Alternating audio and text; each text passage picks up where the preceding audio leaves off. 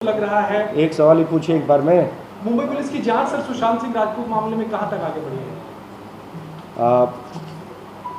श्री सुशांत सिंह राजपूत की जो दुर्घटना हुई थी वो 14 जून की घटना है।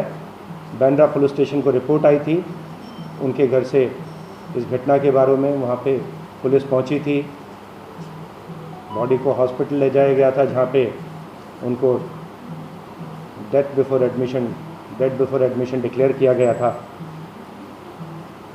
उसी दिन से इन्वेस्टिगेशन ऐसे केसेस में जो होता है कि CRPC 174 के हिसाब से ADR नंबर देकर एक अननेचुरल डेथ का केस इन्वेस्टिगेट किया जा रहा है, उसी में इन्वेस्टिगेशन चल रहा है। 14 जून से उनके घर पे जितने लोग थे उस समय 4 लोग उनके घर पे उस समय मौजूद थे। उनकी सिस्टर भी पहुंच चुकी थी उस समय तक। उसके अलावा जो चाबी बनाने वाले, ताला तोड़ने वाले को बुलाया गया था, वो भी, उस व्यक्ति का भी बयान लिया गया। जितने लोग थे सभी के बयान लिए गए। आज तक 56 लोगों के स्टेटमेंट्स रिकॉर्ड किए जा चुके हैं। जितने भी इसमें एंगल लोगों ने रिपोर्ट किए, हमारे सामने आए, हर एंगल को इसमें इन्वेस्टिगेट किया गया है। चाहे वो प्रोफेशनल राइवलरी का एंगल था, फाइनेंशियल ट्रांजैक्शंस का एंगल था, हेल्थ रिलेटेड एंगल था, सभी एंगल से इन्वेस्टिगेशन बांद्रा पुलिस स्टेशन कर रहा है। हमारे DCP उसे पर्सनली सुपरवाइज कर रहे हैं और ये अभी भी ऑनगोइंग इन्वेस्टिगेशन है। आगे का इन्वेस्टिगेशन इसमें चल रहा है। मैं अभी तक क्या निकल के आया? जो 56 लोगों के बयान दर्ज हुए उसमें से क्या निकल के आ रहा है? जांच की दिशा क्या तय हो रही है? किस वजह से सुसाइड किया? डिप्रेशन किस वजह से था उनको? उनको डिप्रेशन तो एक क्लिनिकल डायग्नोसिस है, एक इलनेस है। किस कारण से इलनेस होता है ये तो डॉक्टर्स ही बता सकते हैं, उसके बारे में तो हम कुछ बोलेंगे नहीं। बट ये अवश्य सामने आया है कि उनको बाइपोलर डिसऑर्डर था शायद, इस प्रकार का। 4 जो उनके साइकेट्रिस्ट इलाज कर रहे थे उनसे उसका वो इलाज ले रहे थे, उसके बारे में निरंतर दवाइयाँ लेते थे, ये हमारे सामने आया है। और क्या सर्कमस्टांसेस थे जिसकी वजह से उन्होंने अपनी जान ली उस समय, वही हमारा सब्जेक्ट ऑफ इन्वेस्टिगेशन है। और ऐसा इन्वेस्टिगेशन जो एक 174 का इन्वेस्टिगेशन होता है, उसके 2 निष्कर्ष निकल सकते हैं। या तो इन्वेस्टिगेशन के बाद ये निष्कर्ष निकल सकता है कि इसमें कुछ क्रिमिनलिटी नहीं है, ऐसे में उसे ADR फाइनल के लिए मजिस्ट्रेट कोर्ट भेजा जाता है, मजिस्ट्रेट उसको एग्जामिन करके क्लोजर करता है। या इन्वेस्टिगेशन के दौरान ये सामने आता है कोई क्रिमिनलिटी है तो उसको एक कभी किसी भी समय उसमें IPC के हिसाब से गुना दाखिल करके आगे का इन्वेस्टिगेशन किया। लेकिन उनके फादर का ये आरोप है कि हमें मुंबई पुलिस की जांच पे भरोसा नहीं है और उनके फादर ने जो स्टेटमेंट दिया है रिया चक्रवर्ती के बारे में, वो स्टेटमेंट मुंबई पुलिस को नहीं दिया था। श्री सुशांत सिंह राजपूत के पिता श्री, उनका नाम क्या था, कृष्ण कुमार सिंह और उनकी 3 बहनों का नीतू सिंह एंड करिश्मा एंड उनके ब्रदर इन लॉ का स्टेटमेंट 16 तारीख को रिकॉर्ड किया गया था। हमारे पास स्टेटमेंट्स भी हैं और उस स्टेटमेंट में उन्होंने कोई शक व्यक्त नहीं किया था। ये सभी स्टेटमेंट्स उनके जो ब्रदर इन लॉ पुलिस में हैं श्री OP सिंह, उनकी प्रेजेंस में रिकॉर्ड किए गए थे।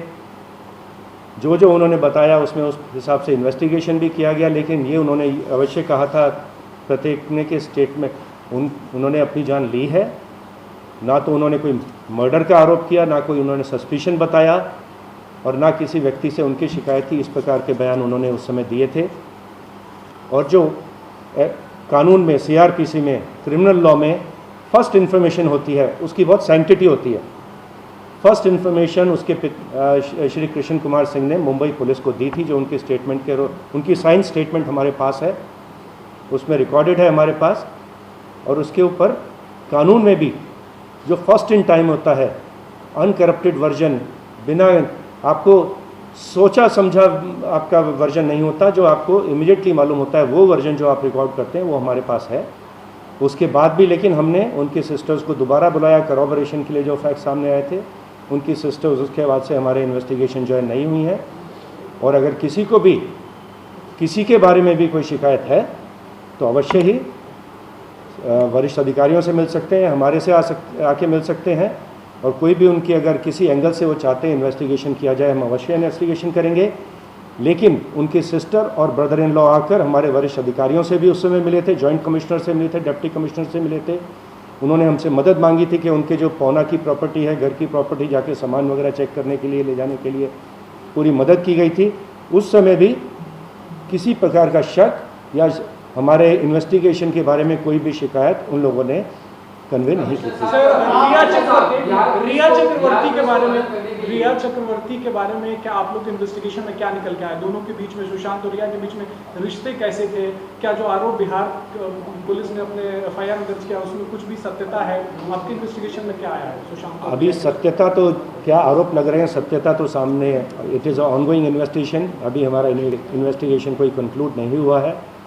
कुछ फाइनेंशियल इरेगुलरिटीज़ के बारे में भी हमने पढ़ा था और शायद बिहार के FIR में मेंशन्ड है कि उनके अकाउंट से 15 करोड़ साइफन ऑफ किए गए। जितना हमने अभी तक प्राइमा फेसी जितने अकाउंट्स देखे हैं, बैंक स्टेटमेंट, उनके लेजर्स, उनसे CA से जितना बातचीत हुई है, बयान लिया गया, उसमें ये सामने आया है कि टोटल उनके अकाउंट में करीब 18 करोड़ रुपए थे। उसमें से अभी भी 4-4.5 करोड़ रुपए शायद उनके FDs में और बैंक अकाउंट में प्रेजेंट है। बाकी जो 13-14 करोड़ खर्च हुआ, पूरा उसका डिटेल है, एग्जामिन किया जा रहा है। लेकिन जितना अभी तक दिखाई दे रहा है उसमें से डायरेक्टली एक भी पैसा शायद रिया चक्रवर्ती के अकाउंट में अभी तक ट्रांसफ़र नहीं हुआ है। बट हम डिटेल में एग्जामिन कर रहे हैं। जो डॉक्टर्स थे जो इलाज कर रहे थे उनका भी हम स्टेटमेंट लिए हैं, उनसे भी संपर्क में हैं। और जो उनके घर से उनका लैपटॉप या फ़ोन भी जब्त किया गया, उसको भी टेक्निकल एविडेंस भी एग्जामिन की जा रही है, वो भी हमारे सामने है। और ये ऑनगोइंग इन्वेस्टिगेशन है। और भी जो कुछ लोगों के बयान हमको लगेंगे, अवश्य बयान रिकॉर्ड किए जाएंगे। And I think a very very professional investigation is being conducted at this. Father और जिन्होंने कंप्लेंट की थी, उनका स्टेटमेंट आपने लिया। परिवार का पहले आरोप ये था कि वो डिप्रेशन में था। उसके बाद उन्होंने बिहार पुलिस को जाकर पूरी की पूरी कंप्लेंट जो है रिया चक्रवर्ती के सामने। क्या लग रहा है आपको पूरे मामले कि 45 दिन के बाद बिहार पुलिस जाके FIR करती है? किसी भी पुलिस फोर्स को अगर उनके पास कॉग्निजेबल ऑफेंस का कंप्लेंट आती है, गुनाह दाखिल करने का अधिकार है CRPC के हिसाब से, सुप्रीम कोर्ट की भी गाइडलाइंस है उसके हिसाब से। लेकिन अगर गुनाह आपके जुरिस्डिक्शन के बाहर का है तो जो हमारी जानकारी है उसके हिसाब से उसको 0 नंबर का FIR नंबर देकर जो जुरिस्डिक्शनल जो पुलिस फोर्स होती है वहाँ पे ट्रांसफ़र किया जाता है। यही पद्धति हम भी फॉलो करते हैं। बिहार के भी कंप्लेंट्स कभी हमारे पास प्राप्त होते हैं तो गुनाह दाखिल किया जाता है और 0 का नंबर देकर बिहार पुलिस को ट्रांसफ़र कर दिया जाता है। तो हमारी जानकारी के हिसाब से तो यही प्रोसीजर है। CRPC का प्रोसीजर यही है। जो जुरिस्डिक्शनल कोर्ट होती है वो भी CRPC के हिसाब से मुंबई की कोर्ट हो जाती है। तो उन्होंने जो आके हमारे पास हमसे डॉक्यूमेंट्स वगैरह शेयर करने को कहा है, हमने उसके बारे में लीगल ओपिनियन मांगा है। यदि बिहार पुलिस के पास कोई ऐसी कानूनी जानकारी है कि जिसके हिसाब से उनको मुंबई में इन्वेस्टिगेशन करने का अधिकार मिल गया है ऐसी घटना के बारे में जो कि मुंबई की जुरिस्डिक्शन में हुई है, तो हम अवश्य ही चाहेंगे कि वो कानूनी पॉइंट, लीगल पॉइंट हमसे शेयर करें ताकि हम भी उस पर आगे कार्रवाई कर सकें। बिहार पुलिस ने मुंबई आने से पहले आप लोगों से कहा था कि उनकी 4 लोगों की टीम मुंबई आ रही है। ये इसकी जानकारी मुझको नहीं है। सर, रिया चक्रवर्ती से सुशांत के रिश्ते कैसे थे सर? क्या जांच में सामने आया कि दोनों के रिश्ते किस तरह? क्या है आपका रिया और सुशांत से ये पूछना चाहूंगा कि लीगल ओपिनियन जो लेने की बात चल रही थी कि हम बिहार पुलिस को कोऑपरेट कर गए, यानी कि इस पे लीगल ओपिनियन ले गए। 1 हफ्ता का वक्त बीत चुका है, कब तक जो है लीगल ओपिनियन मिल पाएगी? नंबर 1 और नंबर 2, ये आपको नहीं लगता कि पूरे देश में जो है इस नॉन कोऑपरेशन की वजह से मुंबई पुलिस की छवि धूमिल होगी? और शीशा लेकर हो रहा है सर। नॉन कोऑपरेशन का सवाल ही नहीं उठता। लीगली हम एग्जामिन कर रहे हैं कि जुरिस्डिक्शन उनका बनता है कि नहीं बनता। हम उसके हिसाब से जो भी हमारे पास करेक्ट लीगल, मैंने कहा कि मेरी जानकारी के हिसाब से तो जुरिस्डिक्शन हमारी बनती है। अगर उनके पास कोई जुरिस्डिक्शन के बारे में कोई विशेष अधिकार है तो हमको बताया जाए। हम नॉन कोऑपरेट नहीं कर रहे हैं, हम लीगल कार्रवाई कर रहे हैं, प्रोफेशनल इन्वेस्टिगेशन कर रहे हैं। There is no question of non cooperation.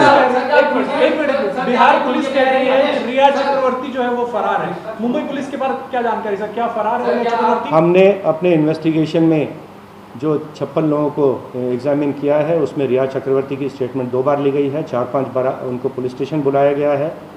And अवश्य हर एंगल से तपास इसमें की जा रही है एंड आगे भी हमारा इन्वेस्टिगेशन चलता रहेगा। रिया फरार है? रिया फरार है सर।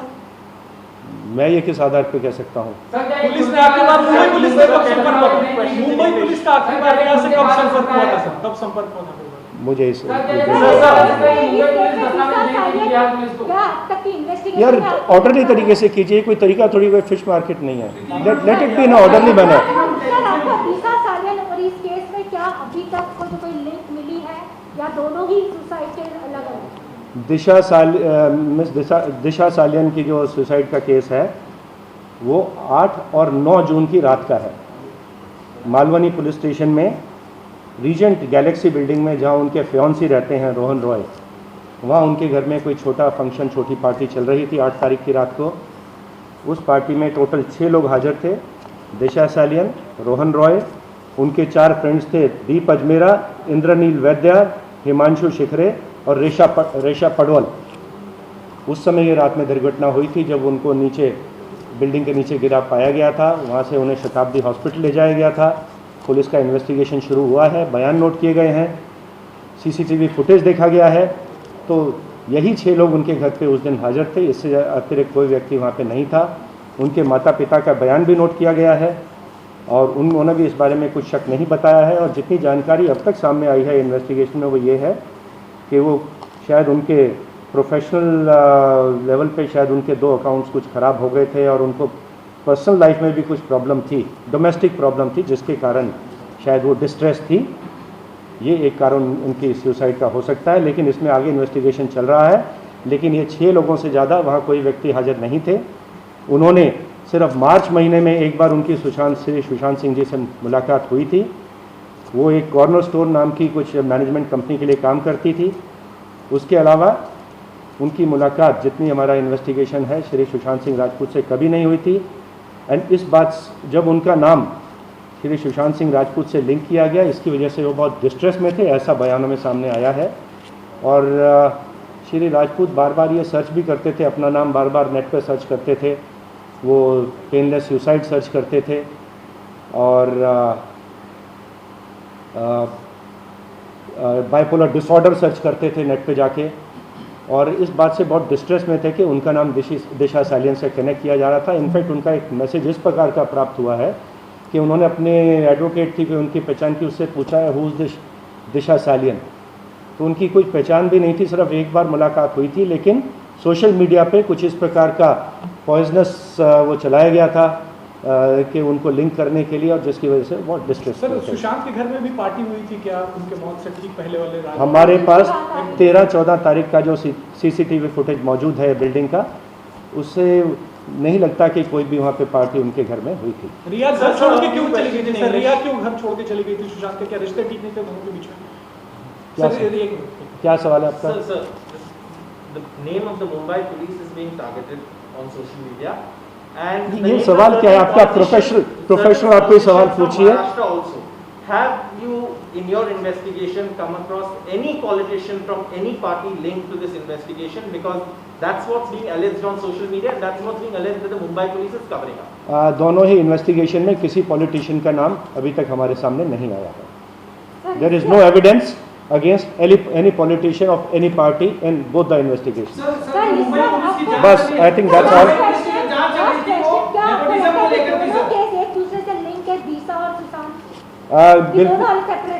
दोनों सेपरेट इन्वेस्टिगेशन है, कोई लिंक हमको प्राप्त नहीं हुआ है, कोई लिंक दिखता भी नहीं है, एंड दोनों सेपरेट इन्वेस्टिगेशन चल रहे हैं। एक मालवनी पुलिस स्टेशन में चल रहा है, एक बांद्रा पुलिस स्टेशन में। Thank you very much. नमस्कार, मैं हूं मानक गुप्ता।